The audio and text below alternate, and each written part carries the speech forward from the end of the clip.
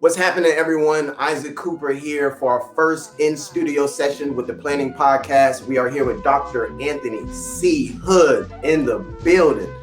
Make sure you subscribe. This is going to be a fantastic episode. And of course, stay planning. Easy to forget all the noble words you said when you get down to the bottom line.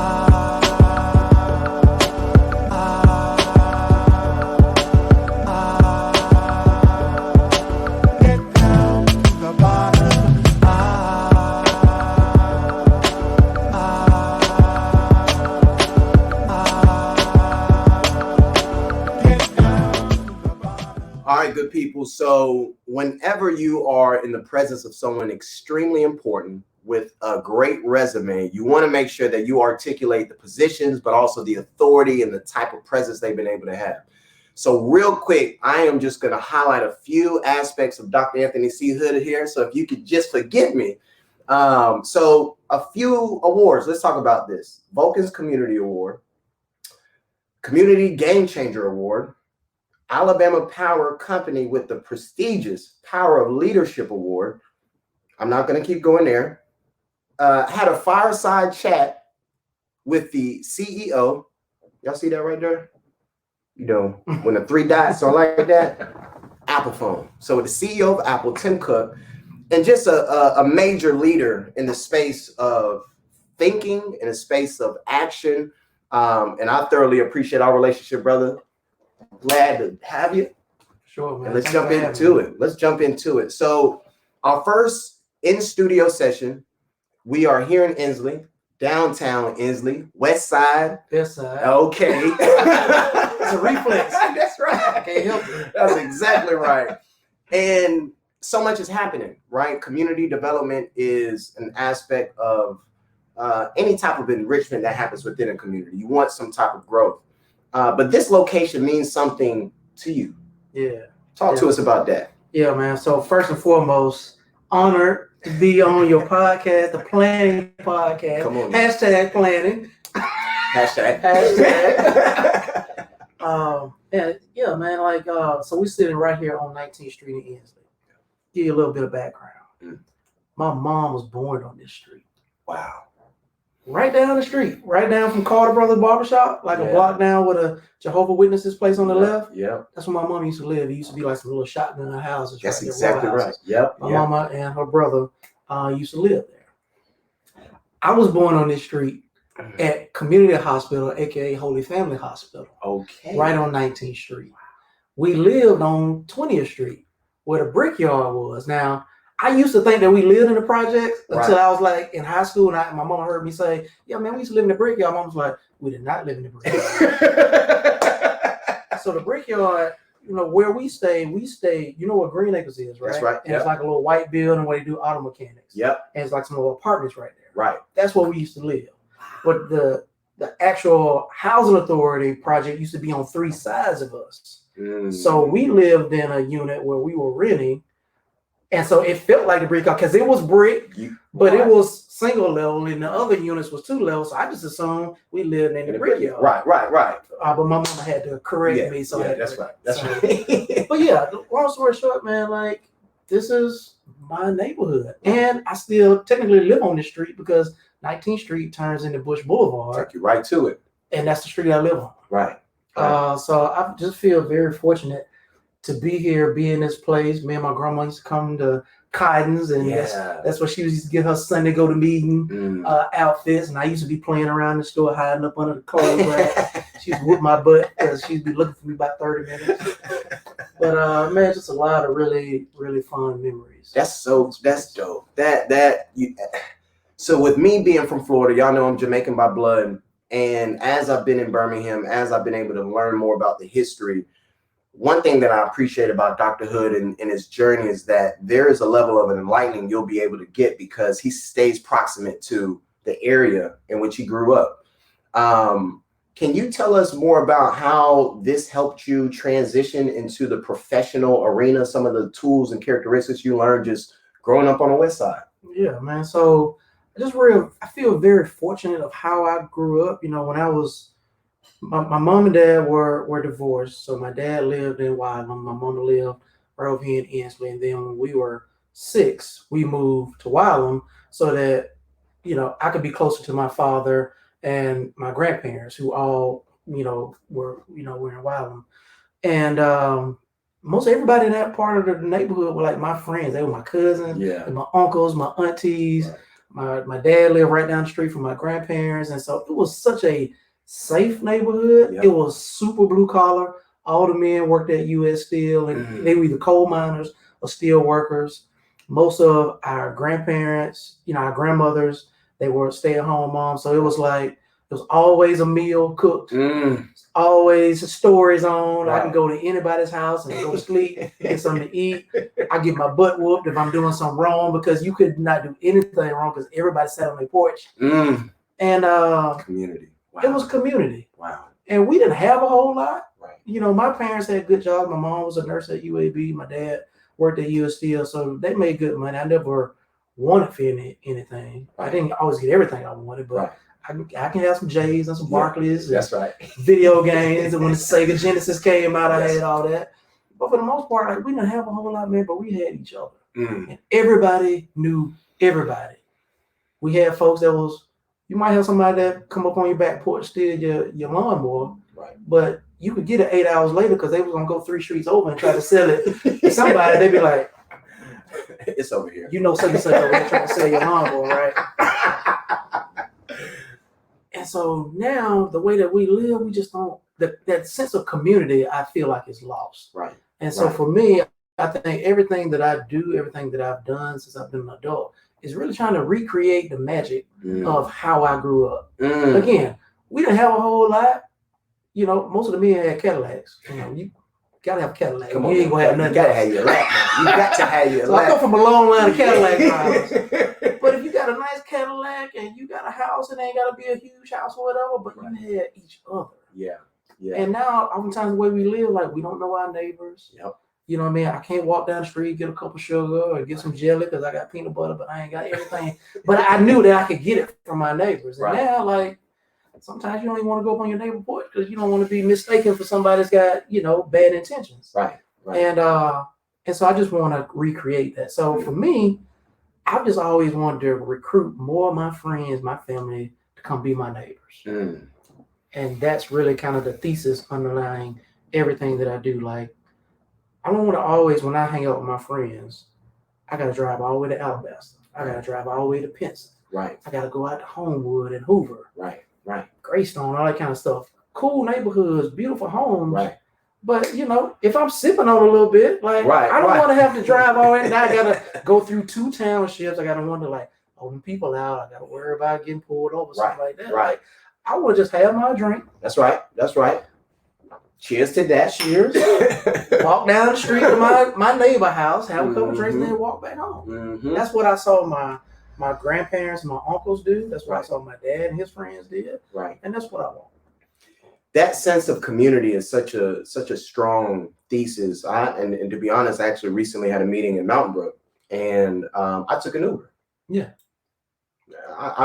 Unfortunately, I did not want them to see a Jamaican flag and I take a wrong turn left or right. And again, they see me as a threat, right? And so, it's real. Right, that's right. That's exactly right. Extremely real. If I could have put 2 seatbelts on, I would have, right? And so, but when you think about community and you think about those that you're proximate to, especially when you are intentional, because again, we're here in Birmingham, but the west side of Birmingham has not had the development that the Birmingham that is displayed nationally and internationally. So without that development, sometimes you may be ahead of the curve, and you may be one of the first. Can you tell us about some of the perceptions of those that come into the community that, the term that we use, or you may hear a good bit, is gentrification, right? Okay, now you have other individuals coming into the community, and that may indicate, I see there may be some growth, there may be some transitioning happening there. What's your thoughts and premise around the term gentrification? And also, when you see some of the development that's happening here on the west side, do you see, I don't want to say the DNA of it, but is there any type of indicators that gentrification may be here as we speak. Yeah, so I appreciate you teeing it up. So I think it's important to kind of disentangle some of the aspects of what we typically refer to as gentrification. Right. So we are a part of town that has suffered from disinvestment, where this disinvestment is very nuanced. So number one, most of this community where we sit right here in 19th Street, Ansley, in the commercial district, most of this was owned by white people at one point. Yeah. And one of the largest property owners on this street was Erskine Ramsey, of which I went to Ramsey High School, and my high school was named after Erskine Ramsey. He was a businessman and a philanthropist. Right. And then the 10-story building, the Ramsey McCormick building, and things like that. Yep. Okay. So you had a sense where you had a lot of the community around here was owned by primarily white people, particularly a lot of Italians, Greeks, things like that. Right. And African Americans, black people could not live over here. Would you say the source of that came from the job opportunities from U.S. Steel? Yes. So right over here where we sit, a lot of folks worked over here. Right. And so you had slave labor over here. You had convict leasing that happened right up the street. Convict leasing was another form of slavery where you had people that got arrested on trumped up charges. You looked a white woman directly in her eyes. Right. That was an offense that would land you in jail. Wow. Or if you didn't get off the sidewalk, if you encountered a white person. Or vagrancy. You could have just been posted up talking to your friends, but if you didn't have a job, then that was considered vagrancy, and you could be sent to jail.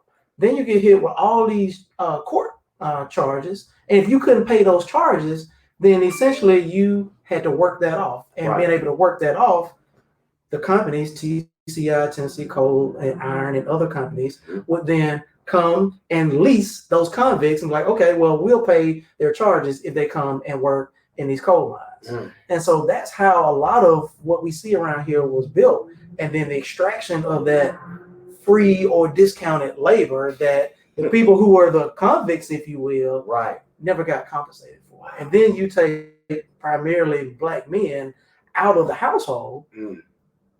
And so now we wonder why we have these issues about black men not being in the household. They were actually taken out of the household generations ago. Wow. I'm getting all off the point.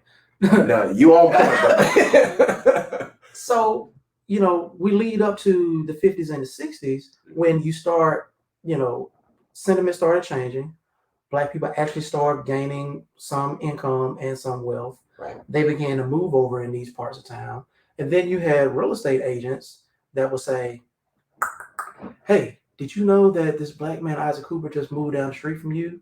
When black people move into your neighborhood, the property values go down. You might need to get out while you can. Can I interest you in a property over here in this area that is now over the mountain? Homewood, Hoover, or what have you. And so a lot of these real estate agents, along with the mortgage brokers, stoked these fears. And the fears were already there, but they just played on the underlying fears that people had around. They just had not been proximate to people of color and people that did not look like them. And so, so that agent would make money off of getting you to sell your house.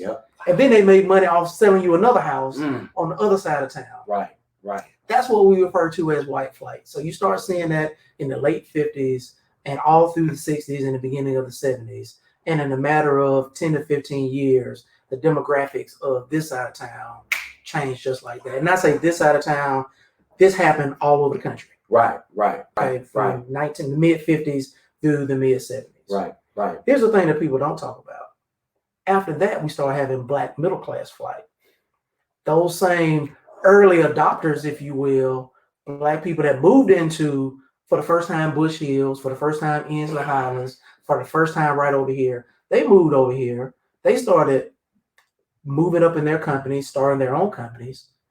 Then they didn't want to live next to their own neighbors. So let's talk about that. So that's a good point. The real estate agent comes in and says, all right, look, we got some black folks come around here. Your property about to drop, property value going to drop. We need you to transition. Then you have the space of as you mentioned, the middle class, black family that has more opportunities. All right, they're starting to make some money, and they say, okay, I want to build equity in this house. I want my house to appreciate. Yeah. So it's tough, right? It's tough because if depreciation is not growing at a rate, maybe you even depreciating on the west side, right? But you see appreciation in Homewood, Hoover, and all these other places. And then part of the questions, and we can get this deep, y'all, because we live on the west side, so there's no question about our commitment. But then you have the space of school system. So tell us how you feel like this has impacted the school system in the areas in which white flight occurred, and how the current state of it is today. Yeah, so I think you had that black middle class flight where a lot of their kids oftentimes may have been the cream of the crop. Yep. Because their parents could afford to give them extra training, send them to summer school. That's a great point. Again, going back to how I grew up, my grandmama was always at home. So when I got off the school bus, I couldn't just drop my book bag and go play. Right. Like, no, you're going to sit at that table and do your homework. Right. And then after you finish your homework, then you can go play. In the summertime, my grandma would get me up at 7:30 because she did not want me to get accustomed to sleeping in. So she would make me get up at 7:30, eat breakfast, sit at that kitchen table until noon, and I would be doing work. My mom and my grandma would always get the school books for the next school year, the previous summer. So if I'm going to fourth grade, they would get all the fourth grade books, and I would do all the fourth grade work during the summer, so that when I started fourth grade, I was ahead. Right. That was summer school for me. Yeah, that's I had to do that. Hashtag planning. Yes, sir. I had to do that every day during the summer. Now at noon, I could go play. Right. Whereas my friends would sleep in, then they'd be riding their bikes all morning. They would come by and knock, "Miss Hood, can Anthony come out and play?" A little later on, Anthony got something to do right now. Right. That's fast forward. This same thing happens with this middle class population of Black people, and then the performance of the school are not there, and then you got performance of the schools over the mountain were better. Yeah. So they had to make a decision. Right. Do I send my kid to a private school, like a Holy Family, like a Our Lady of Fatima, like a John Carroll, like all these different options, and stay here and do private school? Or do I take that private school money and put it into a mortgage so they can go to a high performing public school over the mountain? Right. And at that point, it just becomes an economic exercise. Right. And it's an economic exercise that happens to this day. Right. And it two things that I want to mention, and I want to talk about even in that same breath, and we're going to use the same scenario when we talk about access to capital. But one thing I definitely want to highlight, just with your example, when I think about the power of family, the power of community, that the educational experience, fantastic within whatever school, elementary school, middle school, high school, but the foundation is at home, right? And that's an amazing foundation, because you've been able to leverage your experience from elementary school, high school, and college. And again, we'll get into more of what you built and your vision for the future. But just the power of community, the power of home, the power of communication, the power of standards, right? And I just love that with grandma. Like, y'all, that's cool, but you gotta get that work done, sir. So let's continue on the thought with the transition of the Black middle class. And as you mentioned, that's not talked about, right? Like that aspect of history is not discussed. Because we gotta own that. Yeah. And our folks don't like to own that. It's so simple to say, oh man, everything would have been better if the white folks hadn't got scared and left. But when we gotta own, some of y'all mom and daddy had the same fears. Right. And made the same economic calculations. Right. And they moved. Right. So while we putting all the burden and all the onus on one group, we also have to address the other group. Yep. And how do we redress that? Right. How do we repair that? Right. And so we repair that by now we have to reinvest in these same communities that we fled from. Yep. And when I say we, I'm talking about our folks. Right. The same folks that fled from the communities now that we've gone out, we've made whatever we're gonna make. Now, how do you reinvest those same profits and wealth back into the same communities that you came from? We got to stop being afraid of our own people. Yeah. And that's what it comes down to. Yep. I have folks all the time like, man, I can't believe you still stay over there on the west side, man. You don't be scared? Like, why don't be scared of my own people? Right. Are you scared of your own people? Are you scared of me? Right. Because I live it now, but you good. Right. Oh, but boy across the street. Right. He's not good. Right. And so when we get to a place where we're afraid of our own people, man, like we can't even look ourselves in the mirror. Yeah. Yeah. So that's, and again, I also have to balance that out with people have the choice to live wherever they want to live. That's right. People got to make decisions about where they want to educate their kids. That's right. And I'll be the first one to say, I reserve the right to change my mind. And there may come a time where, my kids are in 5th and 7th grade. Right. Right. And although I went to Ramsey High School and had a wonderful education at Ramsey, that may not be the best option for my girls. Right. So I may decide that I want to move to Homewood or Hoover for the benefit of my kids. Right. Or I may want to send my kids to private school instead of a public school. Right. We haven't made a decision yet, but it's certainly an economic calculation. When I look at the private schools around town, I'm talking $18,000, $20,000 per child per year. So when I do the calculation, do I spend $30,000 to $50,000 for my kids to go to high school, private high school, or do I have to take that same $30,000 to $50,000 and put it into a mortgage? Sure. Now I can count real good. And when I carry the 3 divided by 2, like, man. So I get it. Right. I really That's do right. get it. That's right. And so that's kind of the tension that I have. Yeah. Now, so for those people who don't have that calculus of kids, because a lot of that it just breaks down on education. But if I'm an empty nester, or if I just got, I'm a single person, or I'm married but I don't have kids yet, why not invest in these communities? Yeah. Especially if this is where you grew up. Right. Even the people that have gone off and moved somewhere else, you invested in all these other things. Buy that house next to your grandma. That's right. You can still buy houses on the west side for less than $25,000. Yep. Yeah. And people out here driving $60,000 cars. Yeah. You could have bought you literally could have bought the whole block. You could have gotten 2 lots from the land bank and them 2 houses next to your grandma that your grandma always complained about. Yeah. That the city need to come out here and cut this grass. City don't never do. Well, why don't you buy the lots and you keep it cut? Because ultimately, going back to what you said earlier, we know that investment is coming. Yes. We know what happened in Avondale. Right. We know what's happening in Woodlawn. Yep. We know what's happening in North Birmingham and all these different places. All these places are now people are getting priced out. Right. Eastlake, Roebuck. Right. It's inevitable it's coming that this way. Development is coming west of 65. Yep. You see it, especially the folks that travel. Yep. The folks that have lived in Atlanta, they have lived in Nashville, they live in North Carolina. When they's like, man, I remember when I went to Tennessee State, and I went to Tennessee State. Okay. I remember when there was the projects right behind campus, and now them same shotgun houses, them people done put another level on top of the shotgun houses. And now these houses selling for $350, $450, $550 that you could have bought for $15,000. Yeah. You've seen it. And you know it's gonna happen here. But then when our folks don't invest, and then somebody else that doesn't have natural connection to the Here we go. Invest, Here we go. guys, gentrification. Oh, here we go. They just bought all the property. The mayor just engaged them folks in the property. Right. You could have bought this stuff 10, 15 years.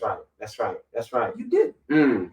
So that's why the efforts that I have with Inhabit Beham, hashtag Inhabit Beham. Yeah. I have really just been kind of just sticking it to my friends. Because I've been talking about this. My friends will tell you, I've been talking about this for at least 15 years. Yeah. At least 15 years. I moved to Bush Boulevard in 2004. And ever since 2004, I've been trying to get people to come and live next to me and be my neighbor. So tell us about Inhabit Beham, because I think to your point, when we think about community development, community investment, there's the natural trepidation of just not being proximate, right? But then there's some of the excuses that are warranted. Oh, well, I don't know what's going on there. Who lives in that house? There's just so much there isn't enough infrastructure for me to be able to know more about the community. Tell us how Inhabit was able to step in that space, specifically around West Side. Yeah. So first and foremost, I really just wanted to raise people's awareness of the quality of the housing stock that was over there. Yeah. Because there are a lot of people that just heard West Side and they think West Side equals crime. Right. West Side equals blight and dilapidated houses. West Side equals not low performing schools. Right. And I just wanted to get people like, man, have you ever actually been over here? That's right. That's exactly right. I will go to other people that invite me to different things. I go to their house. I'm like, this is the same house as two blocks down from me. It's the exact same setup, exact same structure. And then you do the research. It was the exact same builders. Right. That built the house in Crestwood or built the house in Highland Park and Forest Park. Y'all gotta look at my face. The same house. Right. So if it's the same house that you just bought in Crestwood for $375,000, what if I told you can buy the same house for $13,000? Now you might want to go in there and put another $60,000 in. That's right. That's right. You still ain't out $100. Right. That's a third of what you're gonna pay over there. So to me, I ain't the smartest dude in the world. But I'm like, why does it make sense to go and pay 10 times the amount over here as what you could buy over here? So Inhabit just started off being something just to raise people awareness. It was also to help people understand there are a lot of properties over here that you can buy. They just might not be in the MLS. They're not listed with a real estate agent. Your partner, DA, was telling me about a house on his block that had been empty for 40 years. It never hit the market. It was never for sale. Right. But somebody at some point engaged, found out who the owner was and said, hey, what are you going to do with this property? Yep. And then you're able to buy it. So Inhabit, I was like, you know what? I'm going to go block by block, house by house, and I'm going to build a database of every property in this neighborhood so that the people that I do get to come over here and they be like, man, I love your house. It's beautiful. It's got all this character. I'm moving over here. Yeah. That's what happened. Yeah. My wife and I would invite people over to our house. They'd be like, man, I love your house. I love this whole neighborhood. It's a hidden secret. Yeah. I'm like, yeah, it's hidden right in plain sight. We ain't had to put a gate around it or nothing, right? All you had to do was drive down the street. So they sit, they be like, I'm moving over here. They would get with a real estate agent. The real estate agent be like, okay, it's 2 houses for sale in the neighborhood. And I know for a fact, it's dozens of houses that are empty, vacant. Some of them were blighted. Somebody need to come buy them. Right. Created a database. And now I can take it to people and be like, all right, pick one of these houses. Matter of fact, I'm going to get in contact with the owner, find out how much they want to sell it for, hook you up with them so that you can buy it, fix it up, sell it. And now you're creating wealth. So instead of you going and buying this $375,000 in Crestwood, and you got another $75,000 student loans that you're struggling with, and you got this $70,000 car note because you're trying to keep up with the Joneses of everybody else that's living in Crestwood. You can't be driving them less than what they drive. I'm saving you money, and I'm helping you build your net worth, and I'm helping you create wealth by coming over here. So if you're only you pay cash for the house, because most of my friends can pay $15,000 cash for a house. Yeah. You can pay cash for the house, go get a home equity line of credit, tap into the equity that's in the house, fix it up, make it how you want. Now you can use the difference between what you was going to be paying and what you are paying, pay off your student loans, pay off your credit card debt. Maybe you and your partner can live off one income, like me and my wife have done for the last 10 years. Again, going back to how I was raised. Well, my kids ain't got to ride the bus because my wife dropped my kid, or sometimes I drop them off at school when we were at that school. Drop them off. She can be involved in the PTA. She can volunteer up there. She can engage with the teachers. She pick them up, help them with their homework. Right. In the summertime, they sit at the kitchen table, do their work. Right. She got time to investigate summer programs at Alabama School of Fine Arts, Breakthrough Birmingham Education Foundation. She has the flexibility to be able to invest in my kids. Right. And shout out wifey real quick. Yeah. Shout out Robin. Wifey. Yeah. Robin Hood. Yeah, that's right. Yeah, man. It's teamwork. You know what I mean? All I'm doing is running the same play that I saw 45 years ago when I was growing up. It's the same play. The power of family the power of community. I'm gonna just keep going back to that.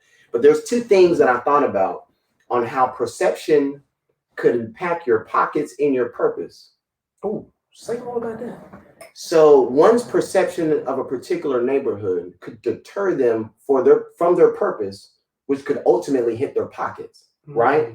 And with me not being from Birmingham, I remember when I moved out, my wife and I, we moved out in Wyland. We got married August 29th. I think we moved into the house August 28th. Yeah, I think you helped me move, matter of fact. But and I never forget the way in which people would react when I told them where we live. Oh, we in Wyland. Really? Yeah. Man, how is it? I'm like, I actually, no knock to Hoover, but I am more comfortable on the west side, going to the gas station, traveling to now, of course there is food deserts, right? Like we do got to go all the way to Hewittown to get Walmart and Aldi and all that good jazz. But at the end of the day, I'm more comfortable because I'm around a community, right? And the people care, right? Folks don't wake up and want to cause issues and frustrations, and that's not it, right? And so I'm very appreciative that we've been able to come into Birmingham, meet with folks like yourself, become friends and pretty much family, to make sure that we know that the true heartbeat of Birmingham is in its people and not in the perception of Birmingham, right? Yeah. So let's talk about Dr. Hood, Dr. Anthony C. Period. Hood. Get it right. Let's talk about your professional journey. So the doctor, of course, I like to say Mr. Professor every time I see him. There is a space in which you played a role at UAB. Tell us about how your experience here in Birmingham impacted the way in which you educated some of the students you were able to encounter. Yeah, so when I was at UAB, I taught entrepreneurship and strategic management. That's what my PhD is in. Did my PhD at Alabama, Roll Tide. That's the other reflex. Yeah, Alabama, Roll Tide, West Side, Best Side. Yeah, that's reflex. But I taught entrepreneurship and strategy. But I taught it from a perspective of, I got 3 degrees in business. And very few, if any, of my professors actually took me out into the community. Wow. I got really good education. I got really good training, but it was always trained from, okay, let's look in the back of your book and let's do a case on Walmart or Costco or Facebook or you name the company that I actually don't have a personal connection with.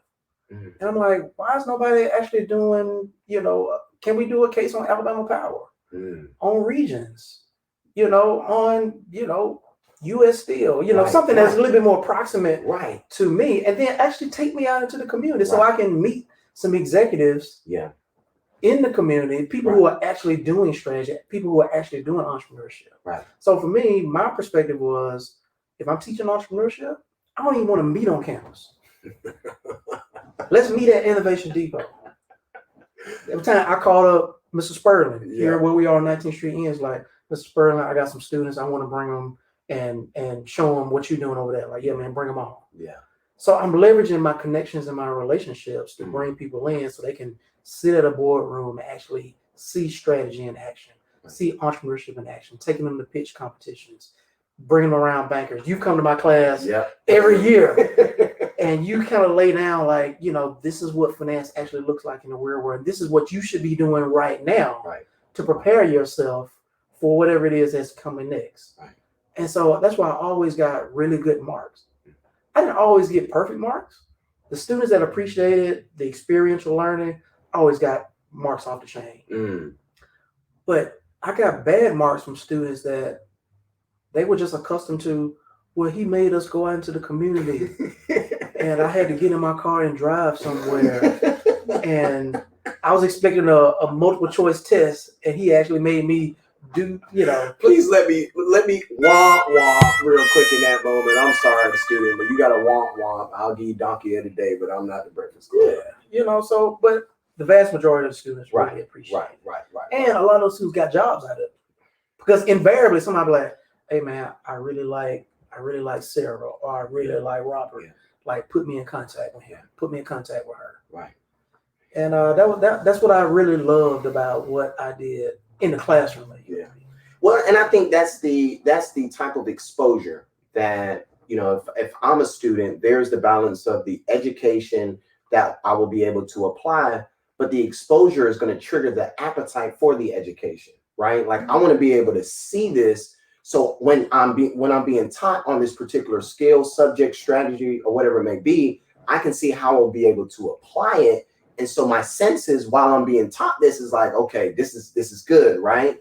And unless you grow up in an environment in which the accolades are more tied to just take this test, right? You know, finish this exam, write this report, versus being able to apply some of your discernment, some of your ability to be able to prioritize, and all right, let me think about it this way, apply some creativity, and just be an incubator of yourself, right? And so I know in times in which I've spoken to the class, I was like, look, y'all, I wish I'm gonna go back to school just so I can take this class. Talk to us about, you know, some of the leadership positions that you had at UAB. And one thing I want to transition to, you know, I think I heard it the other day. They said, you know, you're not paid off what you're worth, you're paid off what you negotiate, right? And part of that, there is a brand component, and we'll get into it. But tell us about some of your leadership positions at UAB, what you were able to do, leave a stamp on, and tell us what you're doing today. Yeah, and so, you know, I was very fortunate. I started at UAB in 2011, and in 2017, I earned tenure. That's a hand clap. It's a black professor, y'all. FYI, if you're not able to see the video. Here's the thing that's important about that. So, organization called the PhD Project was started back in 1994 by KPMG, one of the big four accounting firms. Yep. They started the organization because they were interested in driving more diversity in business. Okay. They realized in order for us to drive more diversity in business, particularly around how do we get more African American, Hispanic American, Native American people, particularly get master's degrees and graduate degrees in business, the way that we do that, we actually have to start with the business schools. Because as an African American, Hispanic American, Native American, if you never see anybody that looks like you in front of the classroom, what impact does that, number one, have on your propensity to actually finish undergrad? Who's going to be investing in you? Who's your role model? Who's going to help you navigate? Who's going to take you out into the community and connect you with that executive so that you can get that summer internship that's going to lead to, you know, a full-time position, right? And then who's going to help you navigate that? That's right. Okay? That's exactly so that right. theory of change is if we get more people of color in front of the classroom, we're going to get not only more people who matriculate through undergrad in business, but they're also going to go on and get graduate degrees, right? MBAs, Master of Science, Master of Accounting, things like that, and maybe they'll go and get PhDs. Right.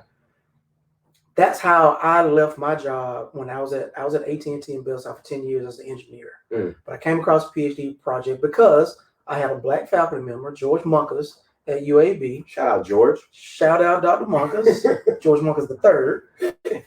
And I went to him because I was an entrepreneur. I was flipping houses. This was around 2006, 2007 when the market was red hot. I had about 19 properties. I was killing the game. Talk to me. Oh man, that's a whole nother podcast. That's right, part two. I got to the place where my job at AT&T was getting in the way of me flipping houses. Because I was a landlord and I'm buying a house. So I was like, a property to come on the market and I got a meeting at work and I'm trying to get out of the meeting at work so I can go look at this house so I can figure out if I'm going to put in an offer on it. Right.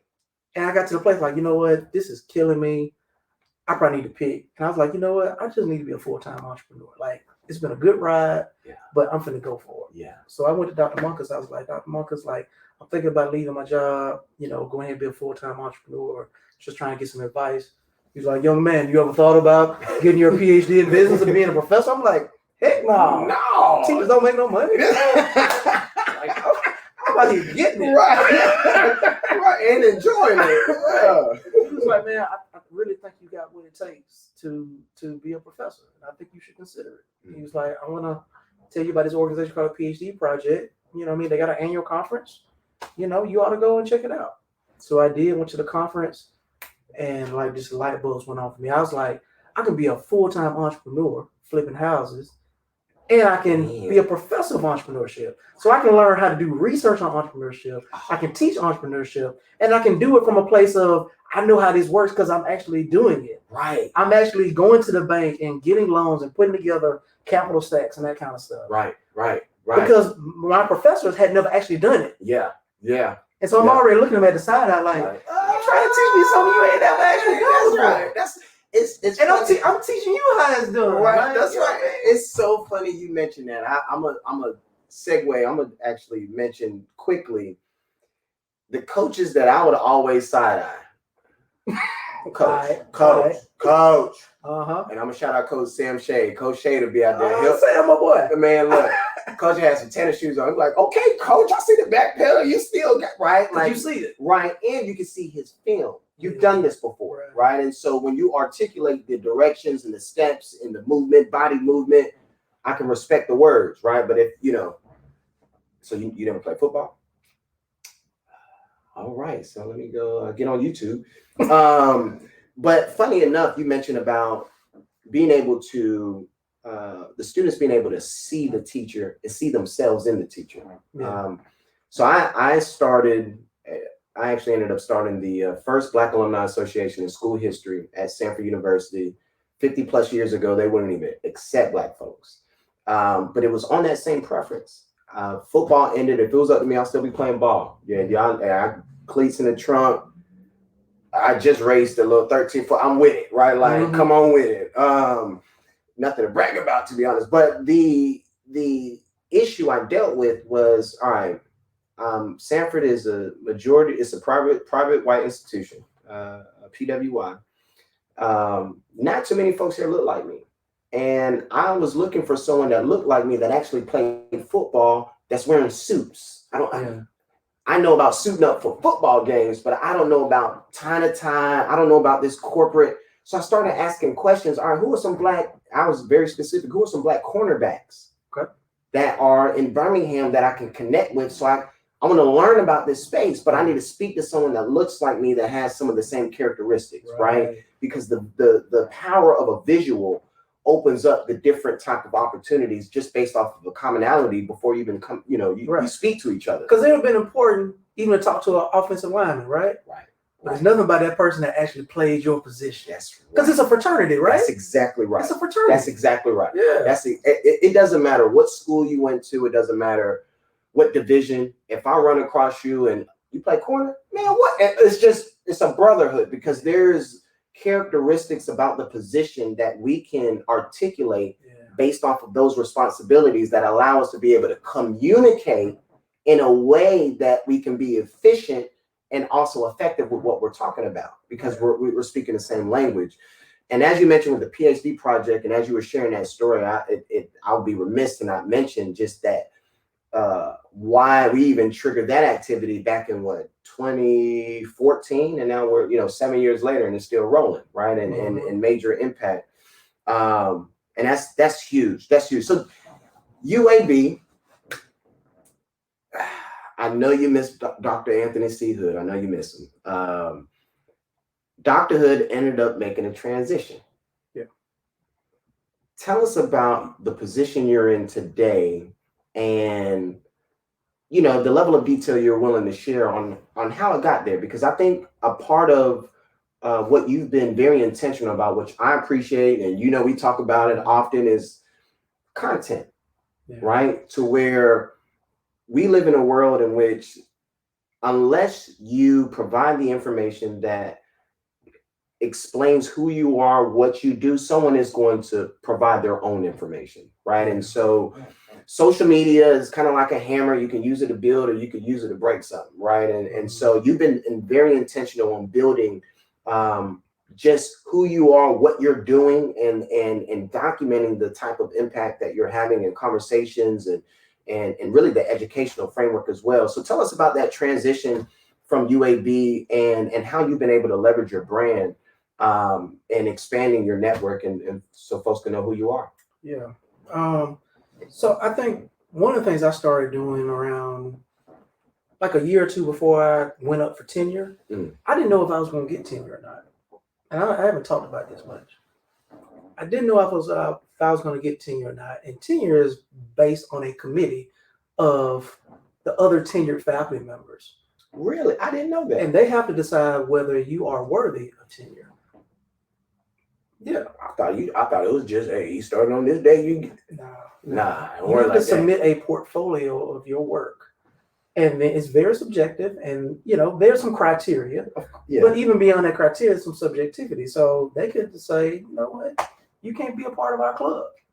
It's a very exclusive club. So going back to PhD project, there are very few people in this world with a PhD in business. Flat stop. Yeah. No matter your race, gender, anything like that. You got that right. But then when you look at the amount of people of color, like I'm one of maybe only like 1,000 Black people in the world.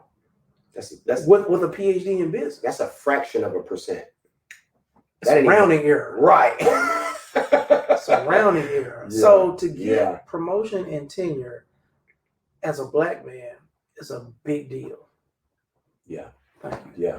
So I was able to get that, but I didn't know if I was going to get it. So in my mind, I'm thinking, how am I going to feed my family? Because if you don't get tenure, you essentially get 1 year to find a job somewhere else because you can't continue to work at this university. That's how that works.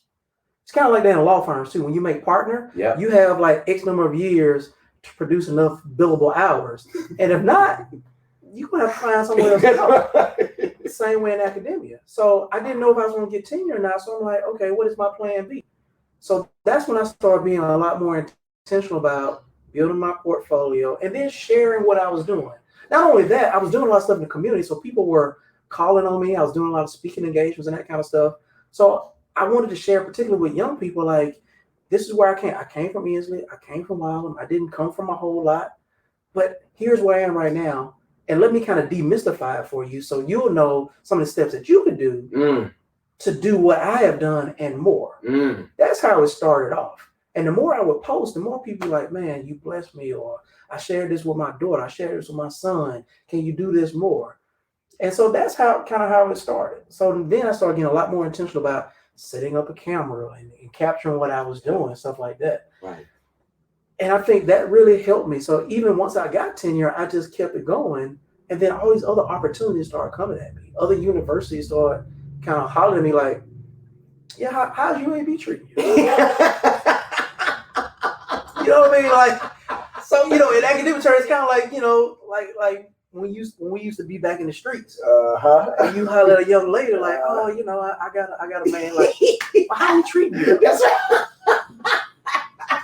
how it is in academia. Come on, guys. They won't just come out and be like, hey, man, we want you to come work for us. They'll be like, how's everything going? Oh, it's not? Oh, okay. Well, we got some possibilities over here. Right. So I started getting in a lot more. The more and more I would post. And then, that's kind of flattering. And yes, it is. And I think a lot of that, I talked about how I was passionate about community-based economic development. Yeah. Stuff I was doing in my neighborhood, trying to recreate what I was doing.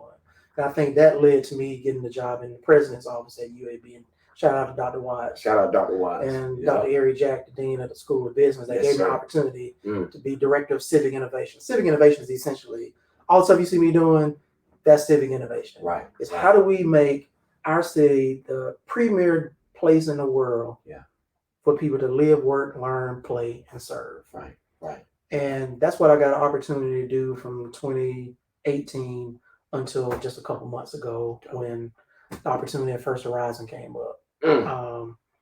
And I think building that platform, showing my portfolio, I didn't have to spend a lot of time filling out a resume and kind of proving what I did. It's kind of like, it's not an arrogant statement. Right. Just Google me. Yeah. And that's what I tell people. People are like, man, can you help me, rewrite my resume? No, I can't. I hate resumes. Right. I think resumes are useless. I really believe that in my heart. Yeah. I know a lot of companies still require them, my company included, but resumes are really useless. What's more important than a resume is your portfolio. Right. Yeah. And our digital platform, our digital portfolio, LinkedIn, your personal website, all of those things are your portfolio. Right. So all you got to do is Google Isaac M. Cooper. Got that right. That's all you need to know. Yep. You can sit there for the next 6 hours and just like consume all the content. Like, okay. Yep. I know. Yep. Yep. You Google Anthony C. Hood. Yeah. Because again, there's a lot of Anthony Hoods out there. There's only one Anthony C. Hood. You better talk. It's a lot of Isaac Coopers out there. It's only one Isaac M. Cooper. Come on now. It's only one IMC Financial. That's right. So when you Google IMC or Isaac M. Cooper, you get to the meat of it. Right. Because that's your brand. That's right. Anthony C. Hood is my brand. Right. Right. So when you go, you see everything that you need to know. You can evaluate me before we ever have a conversation. And by the time we sit down, it's like, so what we talk about? Right. That's right. Now we're just going to negotiate. My value is clear. I don't have to spend a lot of time on my value proposition. But again, this is not a statement of arrogance. Nope. It just is. You see what I can do. Right. Right. Now let's talk about how the value that I can bring can create value specifically for whatever it is that you're doing. Right. So speaking engagement, if it's working for your company, serving on your nonprofit board, that's where we have to get people to. Right. And you and I, we share that kinship around, we understand the power of a brand. Yeah. Yeah. Because we see what companies do, right? All the companies that we deal with, they spend a lot of time, effort, and resources on not only building a brand, but protecting that brand. So you got, man, and especially for our professional athletes, we work with professional athletes, basketball players, NFL players. And one of the takeaways that I have with you sharing that story was your intentionality to say, okay, if I need to develop another option, let me start articulating and sharing some of the vision that I see, some of the work that I've done, so others will know how to receive me, right? Just in case there's a transition. Yeah. And it's that same space. We share this with our athletes all the time. Like, the NFL is not a career. NBA is not a career, it's an experience. An experience has a start time and an end time. You go to a concert, they're not going to, there's going to be a start time on the ticket. By the end time, they go a little bit later, depending on who the artist is, right? Or they may show up a little late. But at some point, you're going to have to leave that venue, right? At some point, you're going to have to leave that stadium, right? And so, like, what skills, in which ways are you building yourself to where when people sit down with you, you don't have to explain your conviction, right? Like, you don't have to validate your conviction. It's validated in the work. Now, what are we talking about?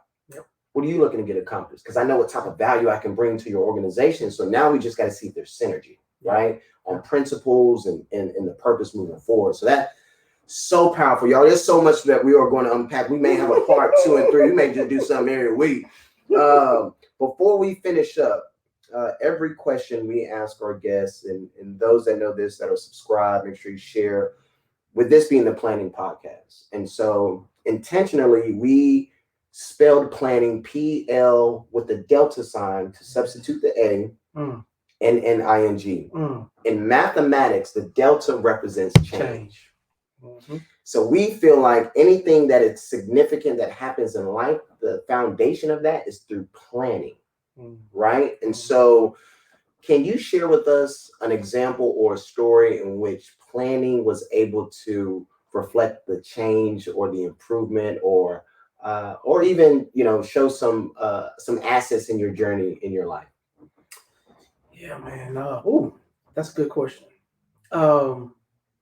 Man, I've been on a 10-year journey. This might be a whole other podcast like this. 10-year journey to kind of rebuild my finance. So I mentioned early in the podcast, like, I was hot and heavy in real estate. Everything was going well until 2008. Everybody felt that now. Yeah. Jeez. So the market crashed. I got all of these properties that's in different stages of development. I got some properties I'm renting, some properties I'm developing. Properties I was renting, my tenants could not afford to pay me anymore, even though there weren't rent moratoriums at the time like we have now. Oh, boy. Regardless, if they can't afford to pay, they can't afford to pay. Which means if I got loans on these, you better make that payment. And in 2008 is when I left AT&T to start working on my PhD. Wow.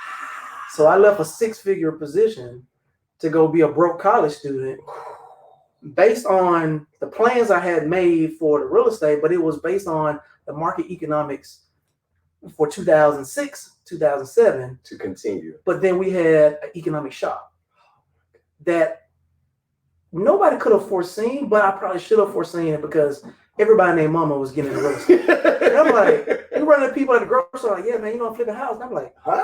You flip a house? Who gave you some money? Right.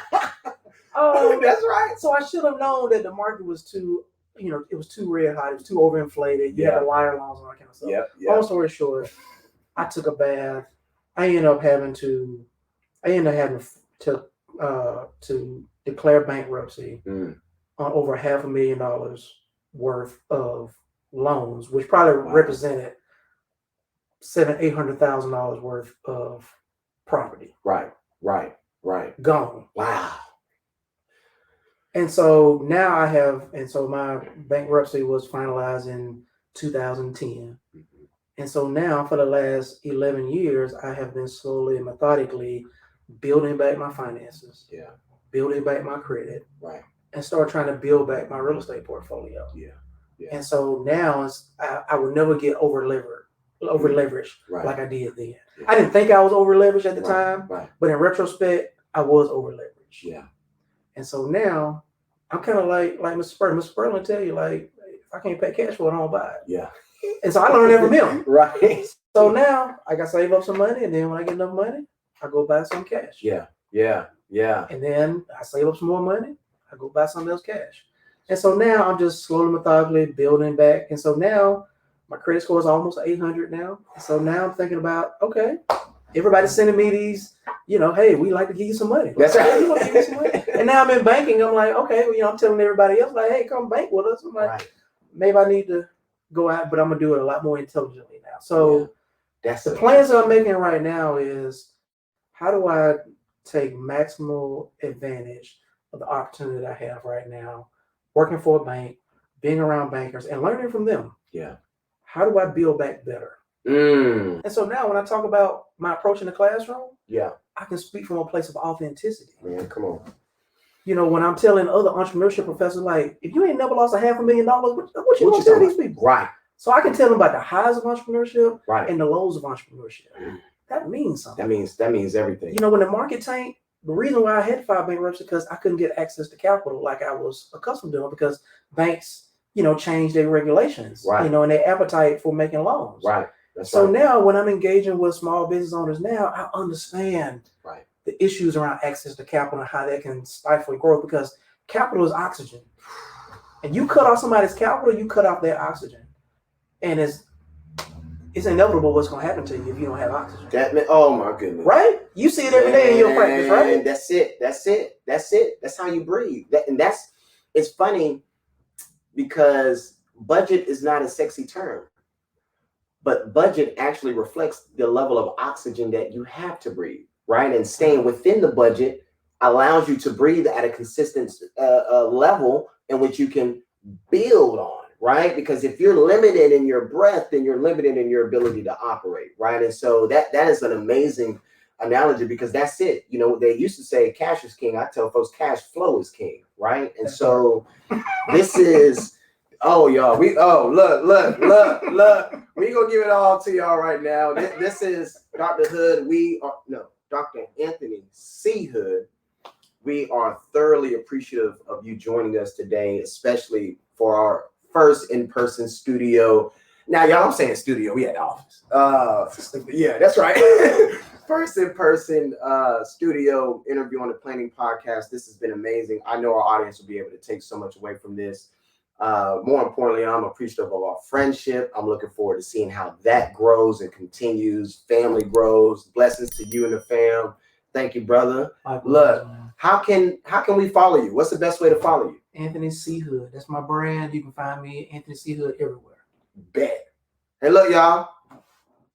Y'all know what I'm going to say. I'm just going to keep it at 2 words. Stay planning. Stay planning.